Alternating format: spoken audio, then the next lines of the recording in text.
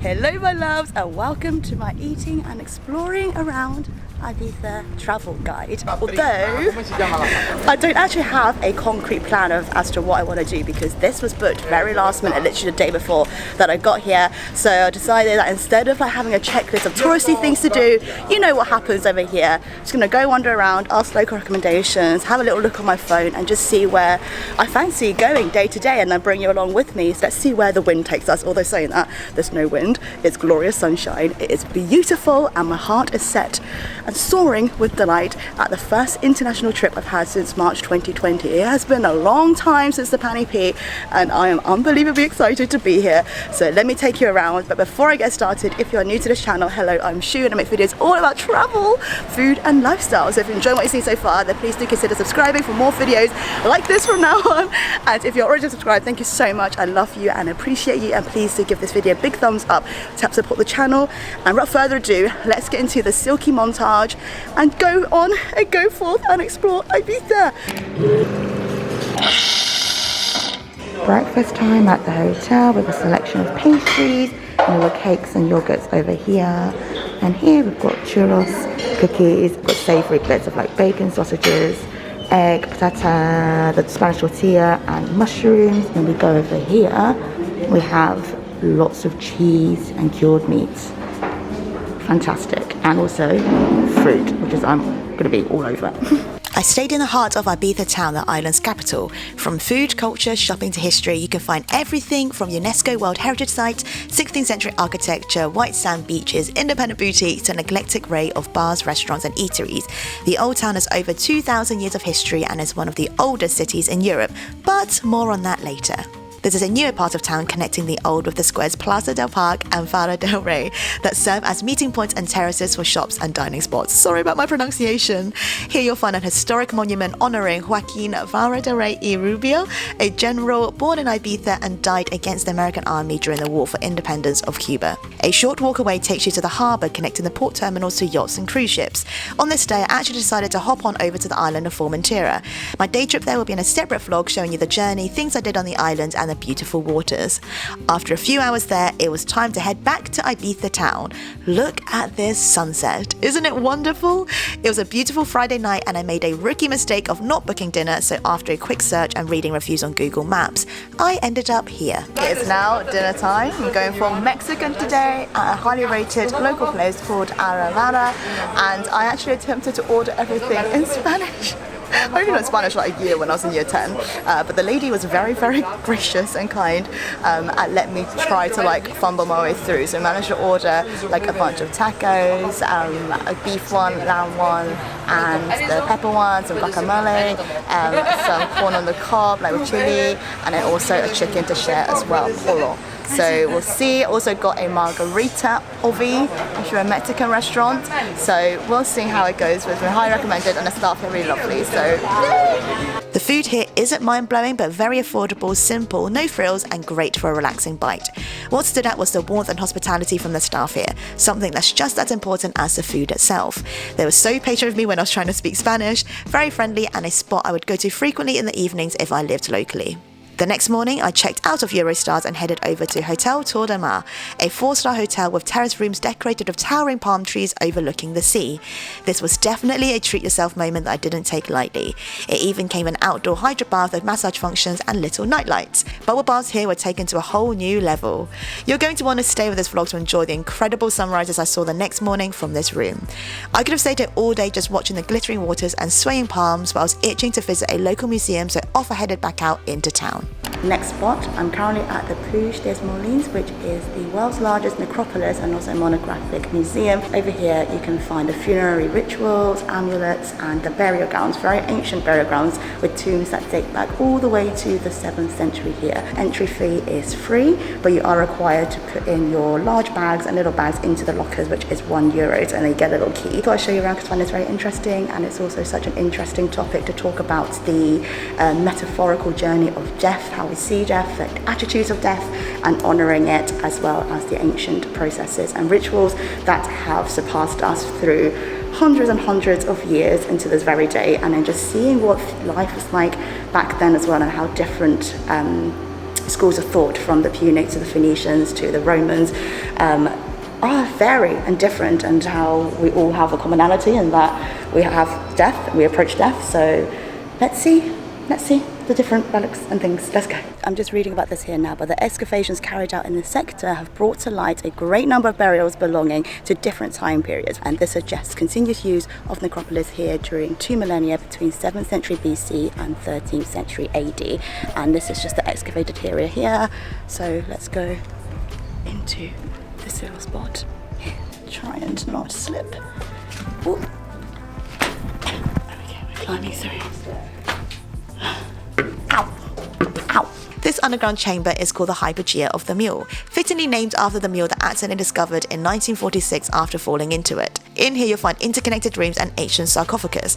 I didn't want to film the skeletons out of respect, as I didn't seem entirely appropriate to do for the vlog. Now over, short walk away at Plaza Reina Sofia, apologies for pronunciation, and this is where you can find out about the old town of Ibiza and then also the history of it as well. So just walking on off. Actually, as you walk up the stairs, it opens up into this beautiful rooftop view, panoramic views across the island, and there's also loads of bars and restaurants outside, and people are here having drinks, having sangria, having some lunch, and just strolling around, soaking it all in.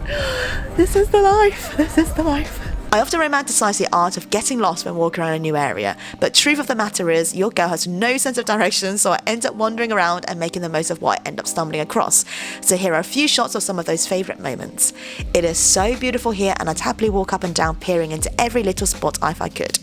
Eventually I made my way into a buzzing food and shopping district, which then prompted me to look up my favourite hippie market I went the last time I was here.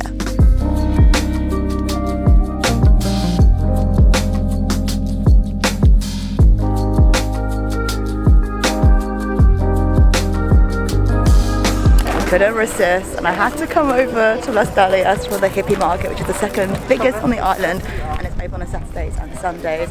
And here you can find everything from clothing to jewellery to furniture to everything between. There's live music, little stalls, not a lot of food options though, so if you want to eat, then eat close by or before. So I'm just gonna wander around and grab some jewellery bits because I just love the style of the jewellery and the clothing here, and I couldn't resist, okay? So here's a little sneak peek before we get back into the culture and food stuff. Just left the market and now over at a family village called, I've just left the market and now at a nearby village called Santa Eularia, and just a word of note, there are no traffics here at the weekends. I'm not sure if it's just today or generally, but the taxi had to stop here, so I'm just walking into the town because I've got a dinner reservation. Let's just go with it and let's just see what happens. A lot of places were closed for food at 4 p.m, so I wandered over to the Marina at Santa Eulalia and tried my luck there. Lo and behold, Cafe Sidney was still open and the food here was delightful. Fresh and reasonably priced with outdoor seating overlooking the harbour. I enjoyed an Aperol spritz to cool down from the heat and tucked into a late lunch of squid ink, seafood tagliatelle and tapas. Special shout out to the garlic squid. I would have ordered a second portion of it if I didn't have a big dinner planned an hour after this. Well, an absolutely wonderful way of winding down.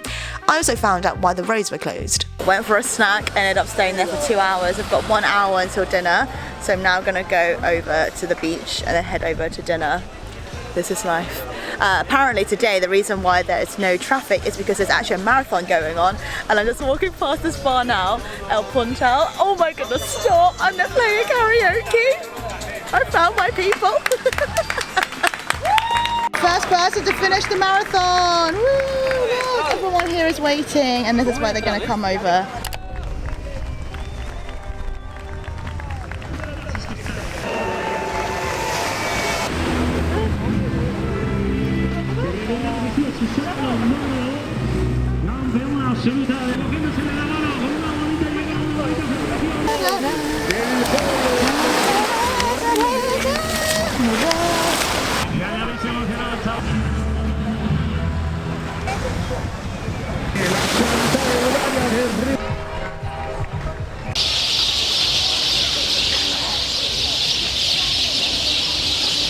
I have an Instagram reel detailing every dish I ordered at this restaurant, but if you're in the area, I highly recommend visiting here for fresh and seasonal Mediterranean dishes. The team here are charming, the food here was creative and delicious, and I adore the interior design too. Relaxed, dimly lit, and artistic. What more could you want? I particularly enjoyed the oysters, beef tartare, and the fried chicken.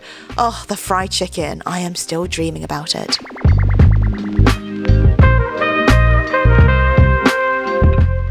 Good morning, my love. Very rarely am I rendered speechless, but this is the view waking up this morning to the sunrise from the hotel room, and it is glorious. Have a look.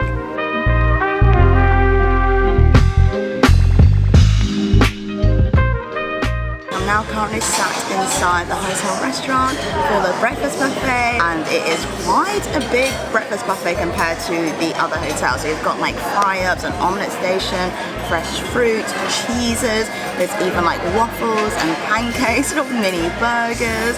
So I've got a big old plate. I don't even normally like a fry-up, but for some reason, as soon as I'm on holiday and I see baked beans and I'm like, I'm gonna get one, but at home I would never get it. This is my current view. So I've got beautiful little seats outside overlooking the sea.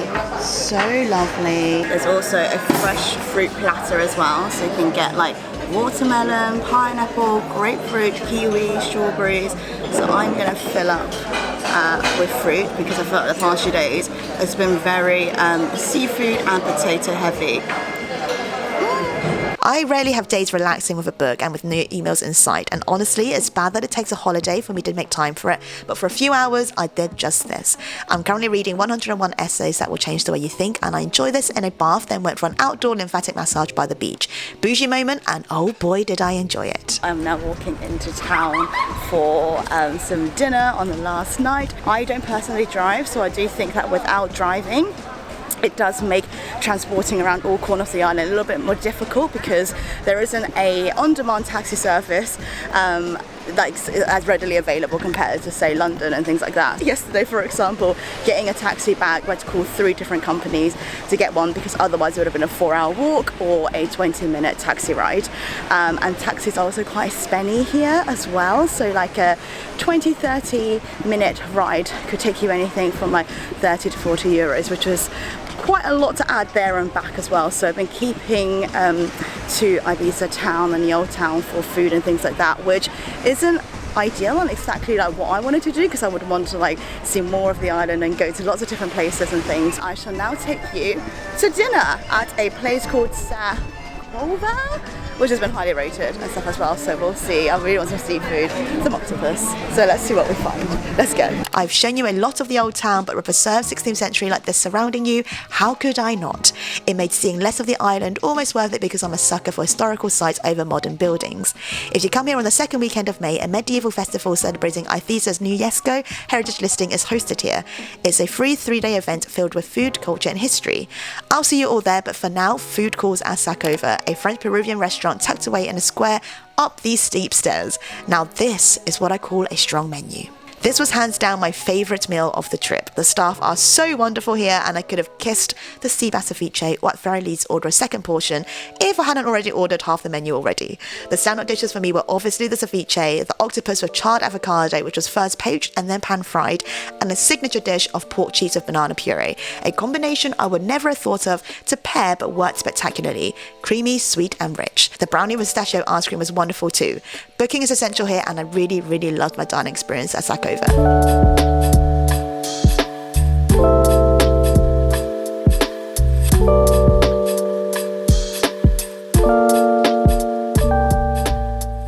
It's my last morning here, so I sat on the terrace to take one last look at the sea view, then made my way back into the old town to the castle for the highest viewpoint over the area.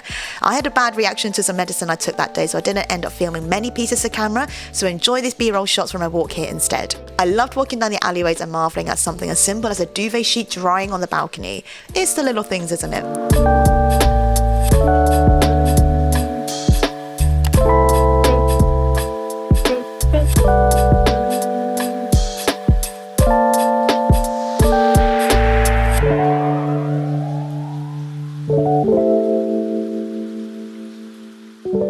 I I stopped for an ice cream at Vivi's in town, a place that also serves a range of vegan ice creams and sorbet, then headed over Bar de Tapas for my final lunch. The owner running it was really lovely, chatty and very chilled out. I love the garlic clams so much, and out of everything I ordered, this definitely stood out. I sipped on a Diet Coke, soaked in the last of the vitamin D and made my way back to the hotel to head to the airport.